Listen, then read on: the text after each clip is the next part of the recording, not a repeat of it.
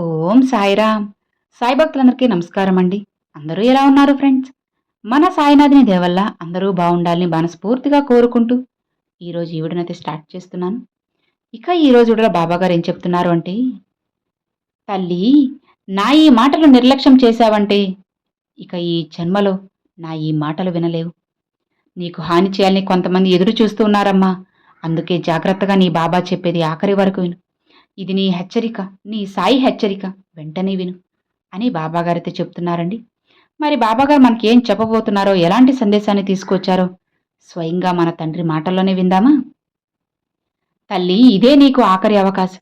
ఇప్పుడు వదులుకున్నావంటే నా మాటలు నీకు మళ్ళీ మళ్ళీ వినిపించవు, కనిపించవు.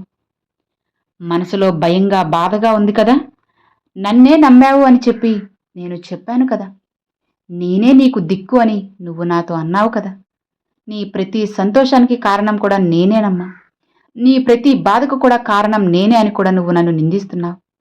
సమస్యలతో, కష్టాలతో, బాధలతో జీవితం అనేది ముందుకి నడుస్తూ ఉన్నా, కానీ వెనక్కి తిరిగి చూస్తే మాత్రం నా ధైర్యం నువ్వే బాబా అని చెప్పి నువ్వు నాతో చెప్పుకుంటున్నావు.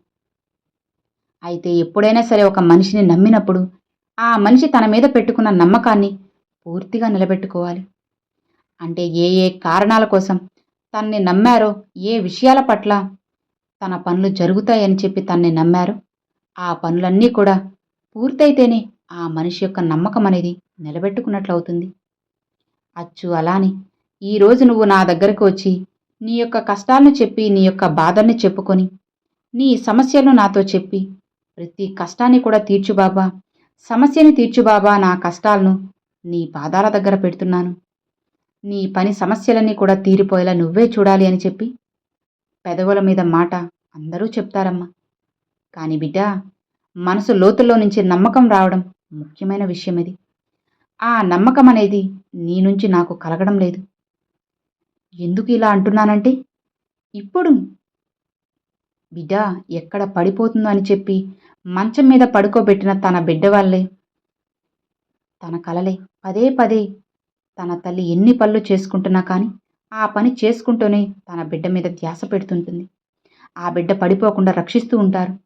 అలానే ఆ బిడ్డకు కూడా నా తల్లి నన్ను కాపాడుకుంటుంది అని చెప్పి ఆ బిడ్డ కింద పడే ప్రయత్నం చేస్తున్నట్లుగా ఒక్కొక్కసారి తన తల్లిని ఊరిస్తూ ఉంటాయి.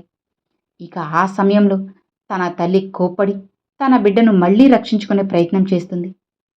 ఇలా చూడమ్మా, బిడ్డ ఆట ఉంది, బిడ్డ నమ్మకం ఉంది, ఆ తల్లికి రక్షించుకోవాలన్న తపన కూడా ఉంది. అలానే నువ్వు కూడా నా మీద, నా యొక్క పాదాల మీద, నీ యొక్క కుటుంబ బాధ్యతల మధ్య, భార్యాభర్తల మధ్య సమస్యలను పెట్టావు. నీ ఆర్థిక సమస్యలను పెట్టావు, అనారోగ్య సమస్యలను పెట్టావు, ఉద్యోగానికి సంబంధించిన విషయాలను పెట్టావు. నీ యొక్క కుటుంబంలో ఉన్న వ్యక్తికి సంబంధించిన విషయాలు, ఆరోగ్యానికి సంబంధించిన విషయాలు పెట్టావు. ముఖ్యంగా నీ శత్రువులు ఎవ్వరూ హాని చేయకూడదని చెప్పి కూడా అడిగావు. మరి నువ్వు నా పాదాల దగ్గర పెట్టిన ప్రతి సమస్య, ఇక నువ్వు ఆ సమస్యల గురించి ఆలోచించడం మానేయాలి కదా. అవును కదమ్మా, నేను అన్నమాట నిజమా కాదా చెప్పు? ఒక వ్యక్తిని నమ్మితే తన మీద అంత భారాన్ని వదిలేసి, అభం శుభం తెలియని పసిపిల్ల తన యొక్క తల్లి మీద పూర్తి నమ్మకంతో తను కింద పడను అన్న ఉద్దేశంతో మంచాన్ని దిగుతుంది. ఎందుకంటే తన వెనక తన తల్లి సపోర్ట్ కూడా ఉంటుంది అన్న నమ్మకం. అంటే ఇక్కడ పసిపిల్ల తన తల్లిని నమ్మినంత నమ్మకాన్ని కూడా నువ్వు నా మీద పెట్టుకోలేకపోయావు. మరి ఏ విధంగా నేను నీతో మాట్లాడాలి? మరి ఏ విధంగా నేను నీకు అవకాశాలను ఇస్తూ వెళ్ళాలి? ఏ విధంగా నేను మళ్ళీ మళ్ళీ పిలుస్తూ ఈ సందేశాలను నీకు అందిస్తూ ఉండాలి చెప్పు? ఎందుకంటే కేవలం పెదవుల మీద మాటలే తప్ప మనసులో అనేది నా మీద నీకు నమ్మకం కలగడం లేదు. మరి నమ్మకం లేని చోట నేనుంటానా చెప్పు? నమ్మకం లేదు అని చెప్పి నాకు ఎలా తెలుసు చెప్పు? ఏ కారణాల వాళ్ళ గురించి తెలిసింది అని చెప్తాను విను. నువ్వు ఎప్పుడైతే నా పాదాల దగ్గర నీ యొక్క కష్టాన్ని పెట్టావో ఆ కష్టం నుంచి నువ్వు పూర్తిగా ఇక మర్చిపోవాలి. మరి నువ్వేం చేశావు? మర్చిపోకుండా పదే పదే మనసులో పెట్టుకొని, దాన్నే తలుచుకొని ఆలోచిస్తూ, దాని గురించే బాధపడుతూ కన్నీరు పెట్టుకుంటూ ఉంటే అది నీకు తీరుతుంది అనే నమ్మకం నీకు లేదు కదా. అంతేకాకుండా ఏదైతే కష్టాలు ఉన్నాయో, అప్పుల సమస్యలు ఉన్నాయో, అనారోగ్య సమస్యలు ఉన్నాయో వాటి గురించి కూడా నువ్వు ఆలోచిస్తూ నీ ఆరోగ్యాన్ని పాడు చేసుకుంటున్నావు. ప్రతిరోజు నీకు గడుస్తూ ఉంది. నీ ఆలోచనలతోటి ఉపయోగం ఏంటమ్మా? రోజు మొత్తంలో కూడా నీ సమయం అనేది ఏ ఆలోచనలతో ఖర్చుపోతుంది తప్ప నీ సమయానికి విలువ అనేది లేకుండా పోతుంది. దీని యొక్క ఆలోచనల గురించి ప్రతిఫలం నీకు ఏ రూపంలో దక్కుతుందో నాకైతే తెలియదు. కానీ నాకు మాత్రం నీ నుంచి ఆ అగౌరవమే తగ్గుతుంది. బిడ్డ, ఎందుకు చెప్తున్నాను అంటే, ఒక పసిపిల్ల అసలు జీవితం అంటే ఏంటో కూడా తెలియనటువంటి ఒక చిన్న పిల్లలు, ఇంతవరకు అన్నం కూడా తినేటువంటి ఒక పసిగుడ్డు, తను కూడా తన తల్లిని నమ్మినప్పుడు అన్నీ తెలిసి కూడా బాధలు, కష్టాలు, సుఖాలు, సంతోషాలు అన్నిటినీ అనుభవించిన తర్వాత కూడా నువ్వు నన్ను నమ్మకుండా ఉంటే నన్ను అగౌరవపరిచినట్లే కదా. ఏ కష్టమో నష్టమో సరే నువ్వే నాకు దిక్కు బాబా అని చెప్పిన మాటలతోనే నువ్వు చెప్తున్నావే తప్ప మనసులో భయాలు పోవడం లేదు, కంగారు తగ్గడం లేదు, ఆందోళన వెళ్ళడం లేదు. మరి ఎలా చెప్పు? ఆలోచించు. ఇదంతా కూడా నేను ఎందుకు చెప్తున్నాను అని చెప్పి నీకు తెలుస్తుంది కదా. నేను పూర్తిగా చెప్పాలి అనుకుంటుంది ఏంటి అంటే, నా మాటలు అనేటివి నీకిక వినిపించదమ్మా. అవును తల్లి, నేను అన్నాను అంటే నా మనసు ఎంత బాధకు గురైందో నీకు అర్థం కానిది కాదు. నువ్వు నా బాధని అర్థం చేసుకుంటున్నావని మాత్రమే నేను కోరుకుంటున్నాను. ఎప్పుడు కూడా నీ సాయి తండ్రి తన బిడ్డల బాధని అర్థం చేసుకోవడం కాదు, అప్పుడప్పుడు కూడా బిడ్డలు కూడా తల్లిదండ్రుల బాధని అర్థం చేసుకోవాలి కదా. కాబట్టి నువ్వు నీ మీద పెట్టుకున్నటువంటి నీ నమ్మకాల కోసం మాత్రమే ఆలోచించు. నీ మీద ఉన్న బంధాల విలువలను, గౌరవాన్ని కాపాడడం కోసం మాత్రమే నువ్వు ఆలోచించాలి.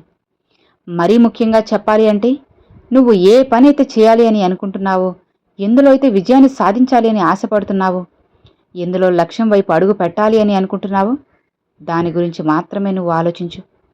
ప్రతి మనిషి కూడా జీవితంలో కష్టాలు, సుఖాలు, దుఃఖాలు అనేటివి సర్వసాధారణమే తల్లి. ఈ ప్రపంచం మొత్తం కూడా ఎన్నో కోట్ల మంది జనాభా ఉన్నారు. ఎవరో దీనికి నీ యొక్క ఊరిలో ఒక 10 మందిలో ఒక నలుగురు దగ్గరికి నువ్వు వెళ్ళి నువ్వు ఏ కష్టాలతోటి బాధపడుతున్నావని చెప్పి అడిగి చూడు. అందరూ కూడా ఎవరికి తగ్గ కష్టాలు వారు అనుభవిస్తూనే ఉన్నారు. అయినా కూడా రోజులు గడవడం లేదు. ప్రతిరోజు కూడా నెట్టుకుంటూ వెళ్ళిపోవడం లేదా? ఇక్కడ నువ్వు ఆలోచిస్తూ ఉండడం వల్ల ప్రతిఫలం అనేది కూడా ఏమీ లేదమ్మా. నష్టాలే తప్ప నమ్మకాన్ని పెట్టుకుని ప్రతిరోజు నువ్వు చేసుకుంటున్నటువంటి పనుల మీద ధ్యాస పెట్టుకొని మనసులో ఉండే బాధ, బరువు, అపనమ్మకం, కంగారు, టెన్షన్, ఏదైనా సరే అయిపోతుందేమో అని చెప్పి అలజడి, ఏమీ చేయకపోతున్నాననే బాధ, వీటన్నిటిని కూడా పక్కన పెట్టి నేనేం చేయగలను, ఏం చేయాలి అనే దాని మీద దృష్టి పెట్టు. నీకున్న సమస్యలన్నీ కూడా వాటంతట అవే పరిష్కారం అయిపోతాయి. నీకున్న అనారోగ్య సమస్యలు కూడా అన్నీ దూరం అయిపోతాయి తల్లి. ఇలా చూడమ్మా, ధైర్యలక్ష్మి అనే మాట నువ్వు వినే ఉంటావు కదా. అందుకే చెబుతున్నాను, ఏ సమస్య వచ్చినా, ఏ నష్టం వచ్చినా, ఏ కష్టం వచ్చినా సరే మనిషికి ధైర్యం అనేది ఉండాలి. అలా ధైర్యం ఉన్నప్పుడు మాత్రమే ప్రతి మనిషి ప్రతి పనిలో కూడా విజయాన్ని సాధిస్తారు. కానీ నువ్వు చిన్న చిన్న వాటికే కంగారు పడిపోతున్నావు, భయపడిపోతున్నావు. నాకేమన్నా అయిపోతుందేమో, ఏదో జరిగిపోతుందేమో అని చెప్పి ఒక రకమైన మానసిక సమస్యలాగా ఎప్పటికప్పుడు కూడా హడలెత్తిపోతున్నావు. నీకు ఇలా ఏమాత్రం కూడా చేయడం మంచిది కాదమ్మా. ఎందుకంటే ఉన్న జీవితం చాలా చిన్నది. నీ జీవితాన్ని ఎవరైనా సంతోషంగా, ఆనందంగా ఆస్వాదించాక తొలుగుతున్నారా? నిజమైన తెలివి కలవారు అలా కాకుండా ప్రతిరోజు కూడా నిత్యం ఇంట్లో గొడవలు, భార్యాభర్తల మధ్య గొడవలు, కోపాలు, ఆవేశాలు అన్నిటినీ కూడా ఒకరి మీద నేను గెలవాలి అని, ఒకరి మీద నేను నెగ్గాలి అన్న అహం, ఇవన్నీ ఉండటం వల్లే ప్రతిరోజు కూడా దినదిన గండం నూరేళ్ల ఆయుషులాగా జీవితం మారిపోతుంది. ఎవ్వరూ ఏమీ చేయలేరమ్మా.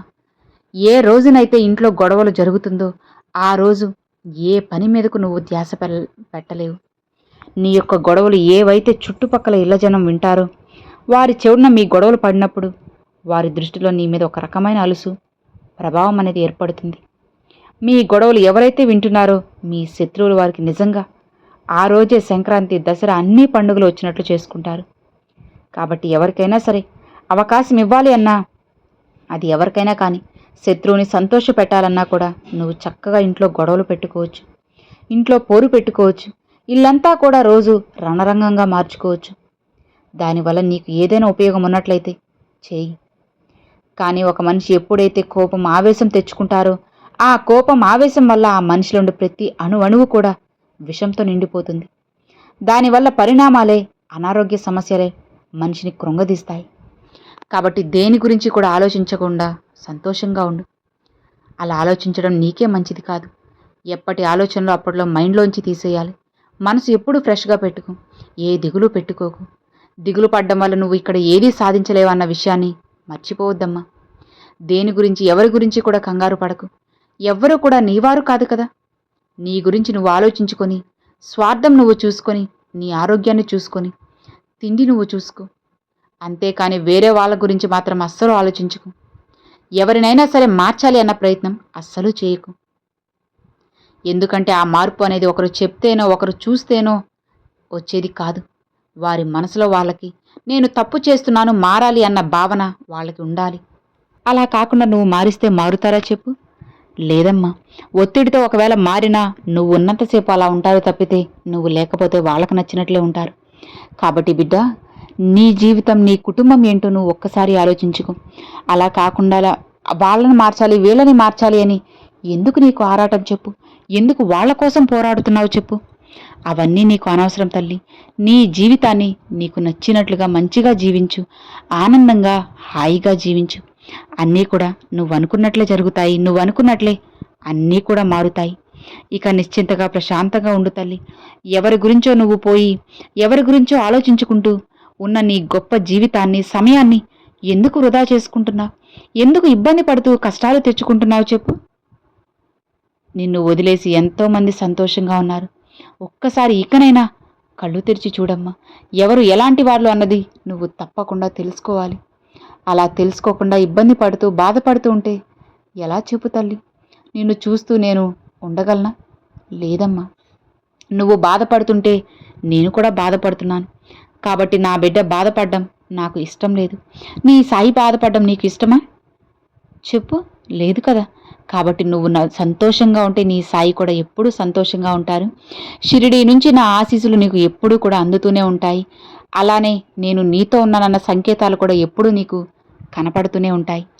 నేను కూడా నీకు ఏదో ఒక రూపంలో నా దర్శనం అనేది కల్పిస్తాను. అవును తల్లి, నా ఈ మాటలు ఒట్టి మాటలు కాదమ్మా, దైవవాక్కులు, సత్యవాక్కులు. నీ సాయి వాక్కుని నువ్వు వదిలిపెట్టకుండా జాగ్రత్తగా విని మనసులో పెట్టుకుంటే అన్నీ నేను చెప్పినట్లే అక్షరం పొల్లు పోకుండా జరుగుతాయి. ఇక నిశ్చింతగా ప్రశాంతంగా ఉండు అని బాబాగారు ఈరోజు ఈ చక్కని సందేశాన్ని తీసుకొచ్చారండి. సో విన్నారు కదండి, బాబాగారు తన బిడ్డలందరి కోసం, భక్తులందరి కోసం ఈరోజు ఒక చక్కటి శుభవార్తనైతే తీసుకొచ్చేశారు. అలానే ఈరోజు బాబాగారు పంపించిన ఈ సందేశం మీ అందరికి నచ్చింది అని అనుకుంటున్నాను. నచ్చితే ఒక చిన్న లైక్ చేయండి, మరికొంతమంది సాయి భక్తులకు షేర్ చేయండి. ఫస్ట్గా మన ఛానల్ చూసేవాళ్ళు సబ్స్క్రైబ్ చేసి సపోర్ట్ చేయండి friends. Thanks for watching. Om Sairam.